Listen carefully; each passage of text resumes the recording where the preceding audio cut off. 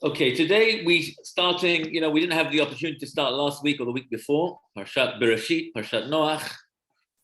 We're starting this week, Parshat Lech Lecha, and we've gone back to the very beginning, Genesis, Bereshit, at the beginning, in the beginning. And really, this is the whole book, the whole Sefer Bereshit is such a powerful and inspiring book, not just a storybook, not just a history book, but rather a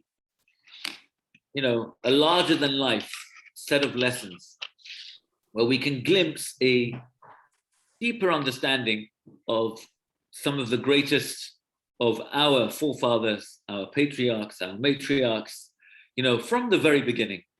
And we get a glimpse of what happened and where people went wrong, what was wrong, and basically where Chachamim, or the Torah, essentially places a spotlight on specific stories.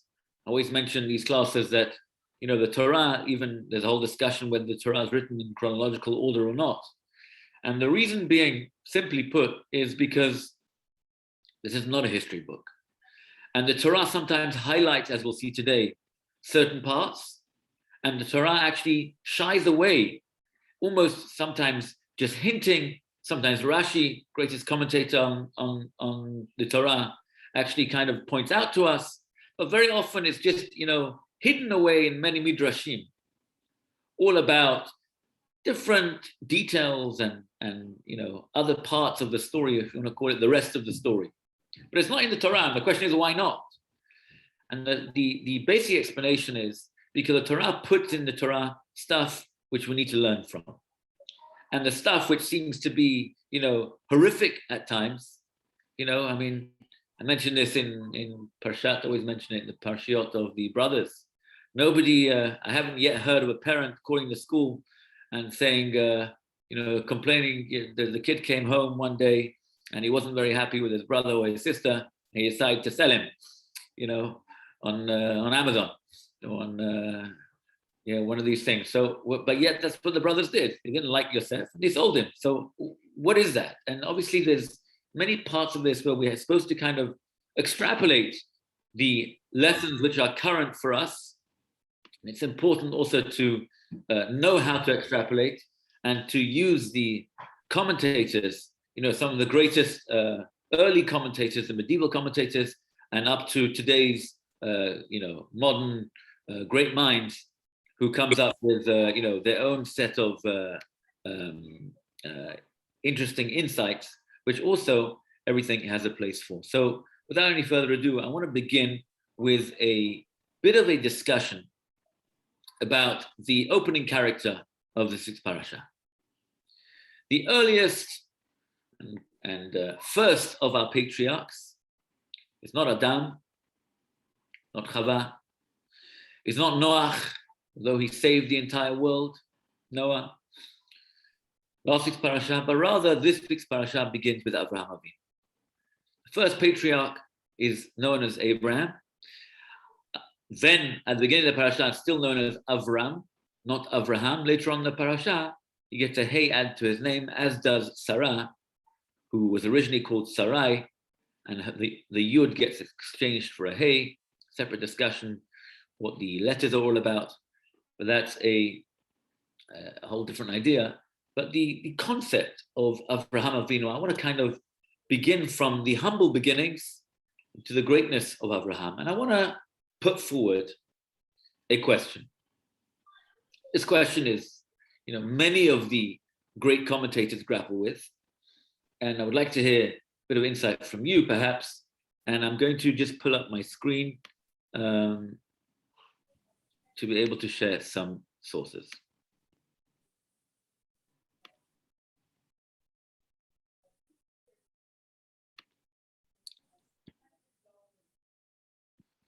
Okay, here we go.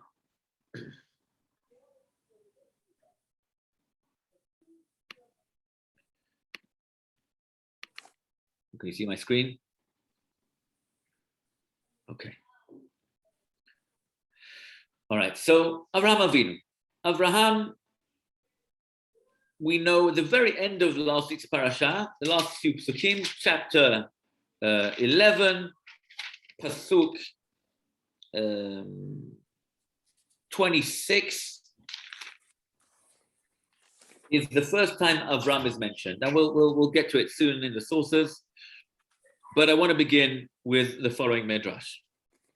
I'm not going to read you the midrash inside, because the truth is this midrash is quite long. It's a midrash in Midrash Rabbah, but it's quite a well-known midrash. And I just want to bring this to your attention because it kind of brings up something very strange.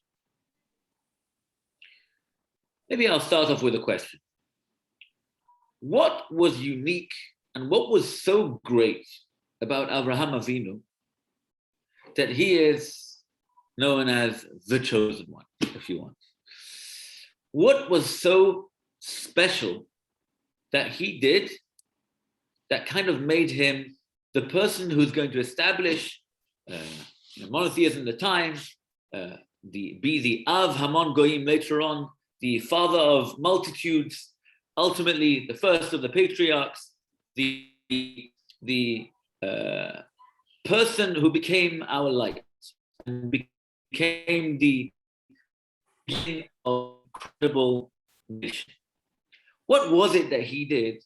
What seems to be so strange is there is almost no indication in this week's parasha or the last few psukim in the last parasha he's introduced to us whatsoever what his background is. So I want to suggest a couple of ideas, just kind of to get us a bit of background. Many of them you may know, some you may not. Just to give us a bit of a spice. Who was Abraham? Who was Avraham Avinu before he's introduced in this week's parasha? Of the most famous midrashim, the story goes as follows: Avraham Avinu's father was called Terach. Terach was an idol worshipper, and he wasn't just an idol worshipper. He was a wholesale idol worshipper. He used to have a business whereby he would sell idols: gold, silver, bronze, metal, whatever, wood, whatever you name it. And Abraham, being a little boy, one day Terach had to leave, and so he decided to leave his son to be able to take over the till. And he asked him, do me a favor, you take over the store today in case people want to buy some Avodah Zarahs, clearly a popular store, and we want you to take over. All right. Abraham's in there, and he said, the first guy comes in, and he says, how old are you? So Abraham asks the man, how old are you? So he says, I'm 50 years old. He says, 50 years old? He said, you're 50, and this Avodah Zarah, which you want to buy, is 1 day old. And you want to serve this guy, and you want to bow down to him, you want to, there's all this idol, it's unbelievable. So obviously he left till the next guy comes. The next woman comes in. She comes with a plate full of flour. And she says to him, take this and offer up to the idols. So cheeky Abraham, what does he do? He takes a stick, takes an axe, according to one midrash, and he basically smashes all the idols. He takes the biggest one, puts the axe, next to the big idol, and he puts the plate of food in front of this idol. All right, this woman sees it's a little nonsense. She leaves, and meanwhile, a little bit later at night, Terach comes home to complete pandemonium, and he says, well, he wakes up around. Well, what's going on? He said the whole thing is a complete catastrophic situation. And Abraham tells him, listen, you've no idea what happened. It was terrible. Basically, this woman comes in. She wants to give food to the greatest one, and they start fighting. Each Avodah Zarah, each idol starts talking. One says, I'm the strongest, I'm the greatest, I'm the best, I'm the wisest. And they start fighting till the biggest one took his axe, smashed them all up, and he took the food for himself. So he, Terach turns around to Abraham and says, oh, silly, what are you talking about? He says, these guys can't move. What are you talking about? They got fighting over food. He said, hey, Dad, listen to what you're saying. These things are wood and stones. And you bowing down to them? This is your whole life. This is your God. Makes no sense. Now, Terach was the real deal, and he realized he has a heretic in his hands, a young heretic, so he takes him to Nimrod. Nimrod was the greatest king at the time, and to cut a long story short, he has a whole backwards and forwards with Nimrod, until Nimrod decides he's going to chuck him in the fiery furnace, and we all know Rashi, where he gets saved from the fiery furnace, or he gets put in, and miraculously he doesn't get burnt, and they take him out. Okay, that's pretty much the story of this midrash. Fascinating midrash. If you want to see it, it's Bereshit Rabbah, chapter 38. Okay. Now, you might say, all right, great story. Abraham from a young age, there's a machloket, there's a big argument what age, Abraham recognized God. Some say he was 3, some say he was 5, or Aruch HaKadosh says in this week's parasha. Rambam Maimonides says he was 50, he was 40. I think the Ramban says he was 50. Whatever age you want, he clearly was, different to the rest of the people. Everybody was on one side. He's known as Avraham Ha'ivri, because Kol ha'olam be'ever echad, the whole world's on one side, and he is be'ever hashani. Can you imagine he's on the other side. Can you imagine going against the trend of the entire world? Everyone's serving idol worship, and this Abraham decides that there's a God. Okay, there's a creator to the world. The sun sets and the sun, comes up, comes down. There must be a God. All right. So you might say, Abraham's such a great guy. God turns around. There's nobody else really around. So that's why Abraham was chosen to be the one who's going to be the initiator, the beginner of this incredible nation. But I want to go ahead. Incredible journey. Incredible journey, and essentially who will be the father of the Jewish people.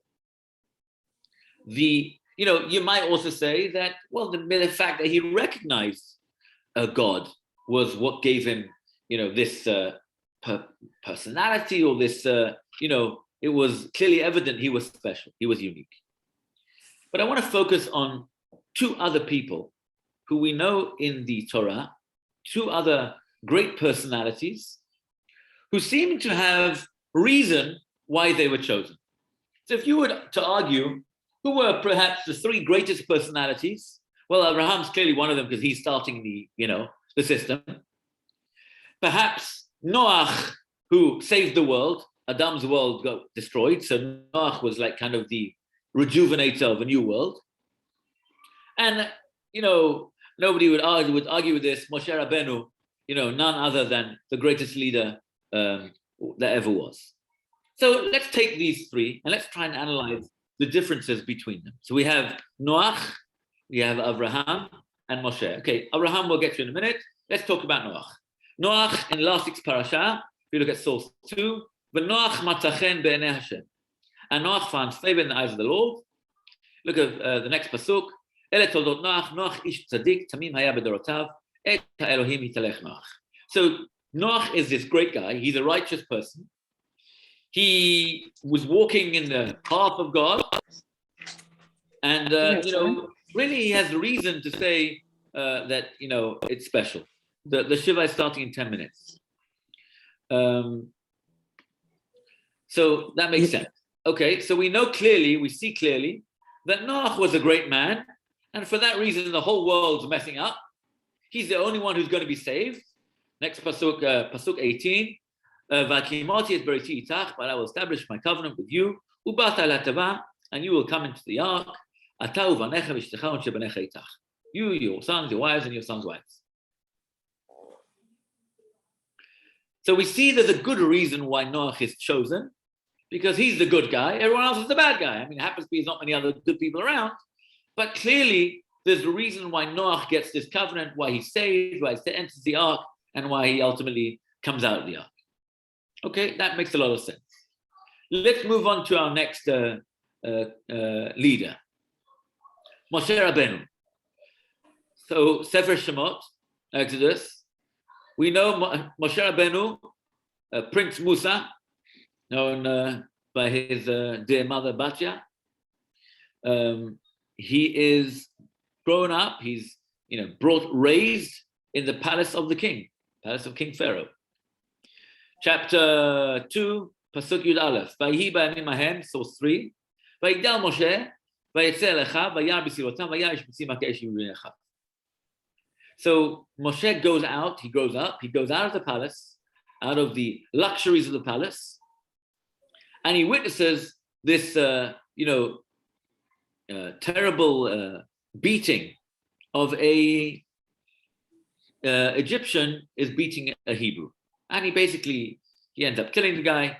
That's the story over there. Okay, we see some serious leadership over there. Next, another story, the next pasuk, 2 pasukim later, he walks up the next day.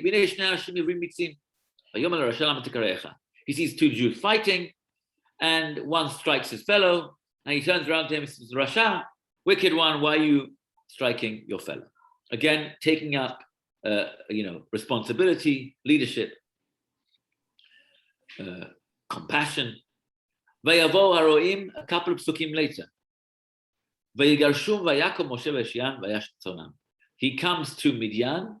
He sees the daughters of Jethro, of Yitro, who are really being troubled, and they're not being able to feed the sheep, to give the sheep to drink. And he basically stands up for them, and he really comes to their defense and allows them to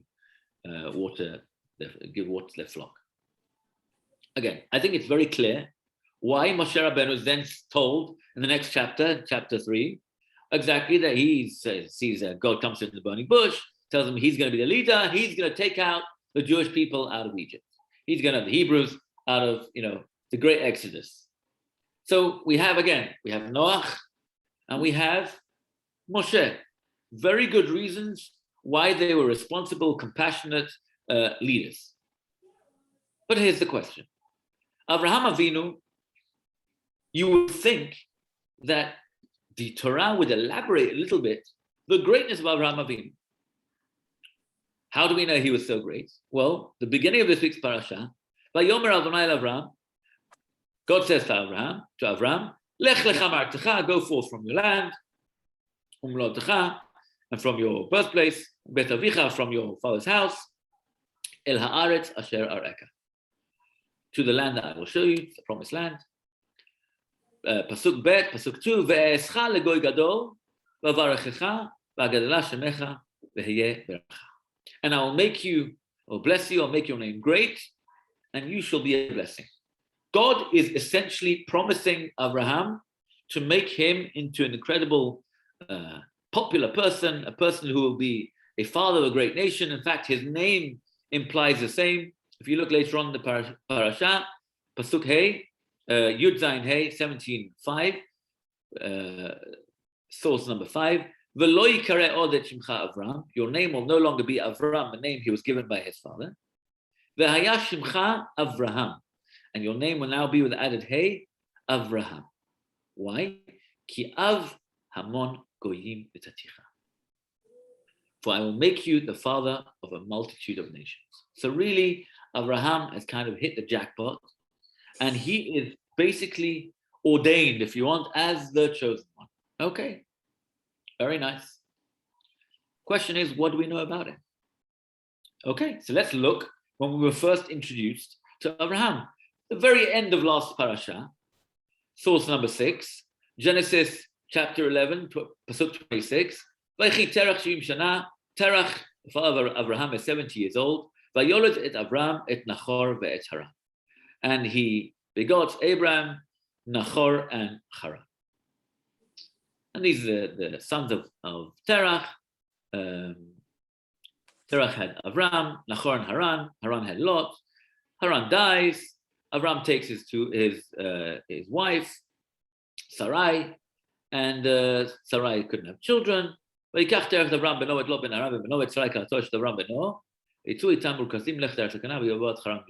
goes out of Ur Kasdim towards the land of Canaan. And he comes to Haran. The next pasuk is the opening of this parasha. Go out leave your father's house, go to the land I will tell you, and I will make you into a great nation.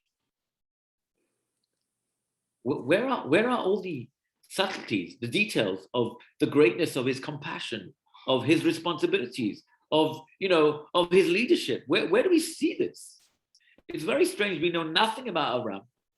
Now, granted, I did start with this, incredible midrash, how Abraham was very young and he already smashed all the idols. He's prepared to take a stand against even his own father. He's prepared to take on the greatest king there was, Nimrod. He gets thrown in the fire. He recognizes God, granted. But if you look at the psukim, the Torah, there seems to be nothing about Abraham's greatness.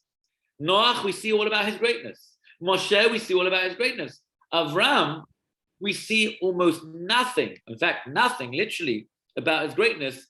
How could it possibly be that Avram is going to be named as this great person and a leader of of nations going forward, and yet we know nothing about it? Seems to be very strange, and it requires a bit of an understanding. So, any ideas from anyone before we just we're gonna have to wrap up? Unfortunately, we're a bit tight. Just a question. Sure. The promise that was given to Abraham to become a great nation was also given to Ishmael later on in the parasha. Right. And what happened? They are the biggest nation, and we are not. Very good. Very good point. I want to know what happened. Okay, so you have to define what the word great nation means, I suppose, to be able to have the question. You're assuming that a great nation means perhaps numbers, because we're definitely, in fact, the Torah later on says, Lo merubechem, not because of your numbers were you chosen. So there seems to be another piece over here, which has nothing to do with physical numbers. So, what is it about the Jewish people that's so great that does require a separate, perhaps even a class to discuss that, but, perhaps at a different date. Can I go back to Noah? Sure. Bring back the one about Noah. When you say Noah, it aler b'darchei Elohim. Well, this was before Abraham. So at that time, it was not, no God was there, right? No God? Well, you say bring the pasuk again about Noah. Yeah. B'Noach matzachen. Okay. Et Elohim italech Noach. Yeah. You're saying if everyone was idol worshippers, what happened? How did Noach know about it before Abraham? Yeah. Very good question. So Maimonides actually kind of discusses this question at quite great length, actually. In the beginning of Ilchot Avodah Zarah, he talks about the breakdown, how it's possible that if Adam spoke to God created Adam and Chava, he speaks to them, the whole sin with the Garden of Eden, and then their sons, had this whole connection, all sorts, and then suddenly, a couple of generations later, the whole business is gone bust, and everyone's serving Avodah Zarah. How did that happen? And he elaborates a whole discussion, a breakdown of generations. To put it very briefly, he basically says what happened was people served God. I really appreciate there was a God. There was no doubt about that. How did it kind of get so confusing? The reason is because ultimately, when you look at a person and you want to, let's say you go to a situation like this. You've got a king.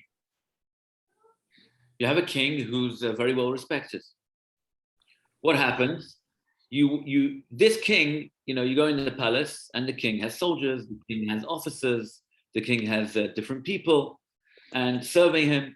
And in order to serve the king appropriately, then you have to actually respect the flag. You have to respect the officers. You respect the chief of staff, right? When you respect the chief of staff, essentially you're respecting the king himself.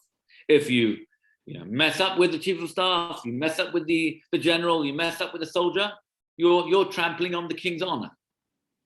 So what happened was, people started saying, there's the sun, there's the moon, there's the stars, which are all serving God. All right. What happened was, things kind of spiraled out of control. They said, if we want to honor God, we also have to honor his subjects, his servants, the other players in this whole thing. So let's serve the sun in order to serve God. Because by serving the sun, essentially we're giving honor to God. Says Maimonides, with generations, as generations came out, the son sees his father, bowing down to the sun S-O-N, sees the father bowing down to the son, S-U-N, and he figures he's bowing down to him because this son is so great. Little does he know the father is only bowing down to the great son only because he's honoring Hashem. That's where things kind of went pear-shaped, and as generations went down, people kind of lost the original and went for something else.